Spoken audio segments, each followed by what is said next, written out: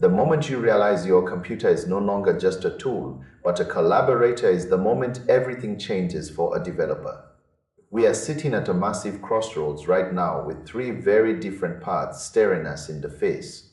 It is not just about which software you download. It is about how much of your own sovereignty you are willing to trade for raw speed. Take the open source route first.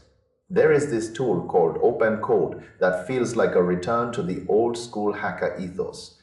You are not sending your intellectual property to some massive corporate data center. You are running the whole show on your own hardware. You can work in a cabin in the woods with no internet and still have a brilliant AI partner. You choose the specific brain, the large language model that fits your style. You can tweak it. You can break it. You can make it yours. But let's be honest about the friction. It is a slow process. You have to be the architect of your own environment. It takes time to set up. It takes patience to run. It is the ultimate choice for the privacy-conscious developer who wants a digital fortress. Then you look at the terminal-based powerhouses like Claude Code. This is where the speed comes in. You are working in a fast cloud-powered environment where the AI handles the heavy lifting. We are talking about deep multi-file refactoring that used to take a human all afternoon. It can hunt down bugs across your entire code base in seconds. It feels like having a senior engineer living inside your command line.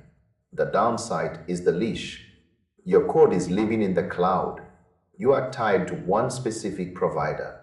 You are locked into their way of thinking and their pricing. It is a high-performance machine, but you do not own the keys to the garage. Then we have the true outlier. Google has been working on this thing called anti-gravity. It represents a total shift in philosophy. Most tools wait for you to type something. This one is agent first. It is designed to act on its own across different applications. It is meant to handle the chores and the complex workflows without you needing to micromanage every single step. It sounds like the dream of the future, but it is a nervous kind of dream. It is still very early. We do not have years of data to prove it is reliable. It is the definition of high risk and high reward. So the question is no longer which tool is the best. That is the wrong way to look at it. The real skill in the year 2026 is knowing when to use which one. You use the local open source setup when you are working on something top secret or highly custom. You jump into the cloud-based terminal tools when you need to move fast and break things.